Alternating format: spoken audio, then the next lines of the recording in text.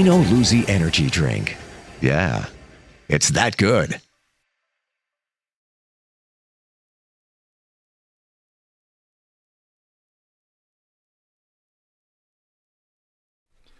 Jimmy, I just got the best hookup on tickets. Fill me in. I went to www.seatslinks.com and ordered the best tickets with the best prices. Call 718-676-0504. SeatsLink, the complete ticket experience. Tell them Charles sent you. All right, welcome back to Long Island's #1 pro wrestler broadcast, Monty DeFaro, produced out of Indie Music TV in Ronkonkoma, New York, where we have the honor of having Ranger Ross, who is just killing it this morning. Killing it. So we're going to jump to this story. A lot of people know it, but we'd like to hear it on this show. In February 1996, you were arrested for bank robbery as the motorcycle bandit. Can you tell us what happened with that? Look, what made you do that? Okay. Excuse me. In 1994, going through a divorce, I had a small child involved, and paying child support, doing everything I'm supposed to do. And so the neat thing about it, my wife and I, we sat down and like, look, we're not going to make this a messy divorce. We started out like folks, we're going to end like folks. So we wrote down everything that we wanted. You know, she was going to get this, I was going to get this, I was going to keep the house and all this. I was going to pay like $400 a month, child support for the daycare and all that stuff. So we're going to have joint custody. And she said, you're going to get a lawyer? I said, I don't need a lawyer. Just take all of this that we wrote down, give it to your lawyer, and I'll just sign it and we'll be done. So I go over to her house and give her the child support money. And she said, this is not enough. I was like, what do you mean? She said, well, my lawyer said that I can get more than this. It's like, what are you talking about? She said, my lawyer said I can get $750 a month. I'm like, wait a minute. I took on all of the bills. I took on the debt of the house. I took on the child support and all of this stuff. And you want me to give you $750 a month and then take on all of the debt and the house and everything? I said, no. So then I had to go get a lawyer. And then so I went through my savings. I spent about $48,000 on lawyers. So I was at the point where I'm out of money. So I could have went to probably 10 friends and just asked them, hey, look, dude, I need to borrow about 10 grand or something like that. And I didn't. Let me tell you what that is. That's foolish pride. And I'm going to tell you something right now. If you got any foolish pride in you, you need to get rid of it. Because it caused me to do one of the most stupidest things that anybody could do. And instead of me just swallowing my pride and asking somebody for help, I just waited and waited. The debt started piling up, and I'm frustrated, about to lose my child, and all of that. And so I just thought of this crazy idea. Where can I get some money? Oh, the bank. That's where the money is at. So I went and I robbed the bank. And I felt so bad about it. I turned myself in. I don't know if you knew that or I knew not, that. but I turned myself in. And I ended up going to prison for that. But you know what? The thing that should have been the worst thing to happen in my life turned out to be one of the best things to happen in my life. Because it should have been bad, but it turned out good. I went to college, got a degree, learned a trade, got out, went into ministry, and my whole life changed. I made back what I lost and even gained more. So I'm in a great position right now. So everything worked out. Go ahead and tell us a little bit about your ministry. Yes. I went to seminary. Okay. And got my degree in theology, biblical studies. And I am associate pastor at Mission for Life Church in Kennesaw. You can probably go on YouTube and see a bunch of my sermons on there, you know, me preaching. And It changed my life. Like I said, it should have been the worst thing to happen. Turned out to be the best thing to happen. You didn't even have a weapon on you when you held up that bag. No, Is that true? no.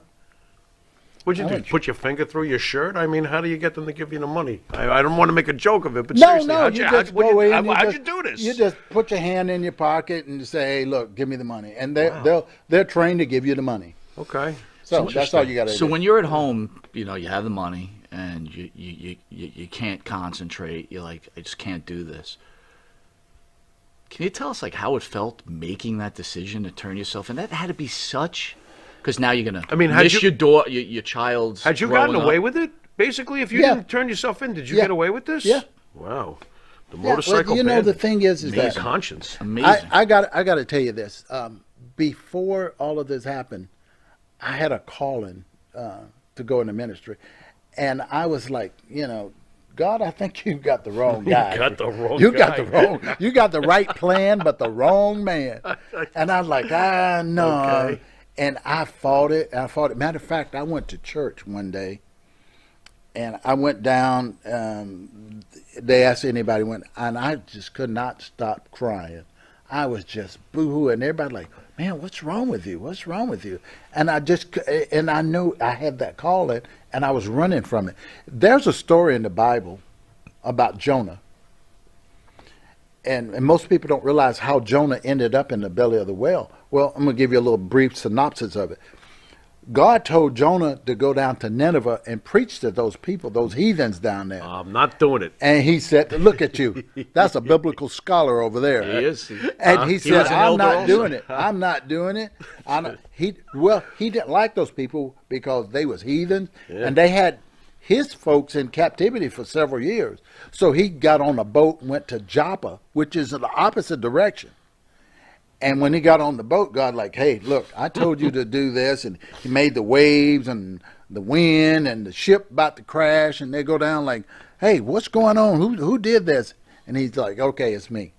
He said, look, if y'all just throw me overboard, you know, y'all be going your way. And they like, no. So they try to row a little harder.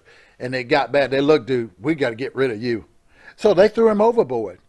And instead of him drowning, God prepared this large fish to come swallow him up. And he was inside the belly of the whale, and he said, Lord, if you let me out of here, I'll go do what you told me. So the whale spit him out onto the shore, and he went and preached to those Ninevites, and they got saved. So when I was in prison, I'm telling God, if you let me out of here, I'm going to go do what you told me to do. I'm not going to, because I learned that wherever you run, God is there, no matter where you're at. So I was in the belly of the whale. That's the prison. Oh, yeah. And I told him I was going to do what he told me to do. When he let me out, I went straight to work. So DiBiase's a preacher too. You're a preacher. Does that, being an ex-professional wrestler, does that help you preaching to people, or does it hurt you? No, it's people can understand, like, okay, this guy's been through something. Everybody has a testimony. You know, you've been through some stuff in your life. I haven't met a person yet that hadn't been through something. I'm next to this guy all the time. That's my testimony. Oi. So all of that stuff, you know what Thunderbolt Patterson used to tell me all the time? And he said, Ross, it took all of that to make all of this. It took everything I went through in my life to make me who I am today. Mm. It took everything that you went through your life, good, bad, and indifference, to make you who you are. Right. And so I have a platform. I have a platform that I was, military, Army Ranger, 253 parachute jumps. Wow. Combat 3 times. Professional wrestler. I have a platform, and so when I speak, I come from this platform, but I realize that I can't reach everybody. Let's say there's somebody that's in the congregation, they have a drug problem. Where if there's somebody that's in the ministry been through drug addiction, they can reach that person better than I can. Right. I can reach the people that I can reach. All I have to do is I go out and I plant a seed and I water it, and hoping God get the increase. I might just plant the seed, you come along and water it, and then God get the increase. God's got a plan. God does things like that. He uses all of us. You know, now if you look through the Bible, the way Jesus, he taught through incidents, accidents, and adversities. He used everything around him to get his message across. And that's what we do now. He gave me a platform. He gave me a testimony. My life story is my testimony.